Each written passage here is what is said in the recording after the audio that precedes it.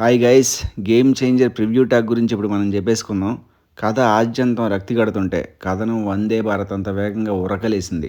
మాటలు లెక్కలేసుకుని మరీ రాసినట్టున్నారు. కొన్ని తోటాల్లా పెళితే ఇంకొన్ని కన్నీళ్లు పెట్టించాయి, మరికొన్ని కళ్ళు తెరిపించాయి. పాటల గురించి ప్రత్యేకంగా చెప్పుకోవాలి. రాజుగారు ఖర్చు పెట్టిన కోట్లు తెర మీద పట్టపగలే చుక్కల్ని చూపించాయి. రంగస్థలం తర్వాత గేమ్ చేంజర్ లో గ్లోబల్ స్టార్ రామ్ చరణ్ నట విశ్వరూపం చూస్తారు. ఒక విధంగా చెప్పాలంటే రామ్ చరణ్ నటనలో ఉన్న నిజాయితీ ఫ్లాష్ బ్యాక్ లో వచ్చే అప్పన్న పాత్రలో అణువణువున కనిపిస్తుంది. నటీనటులు సాంకేతిక నిపుణుల గురించి చెప్పుకుంటూ పోతే వీడియో లెంత్ ఎక్కువైపోయేలా ఉంది.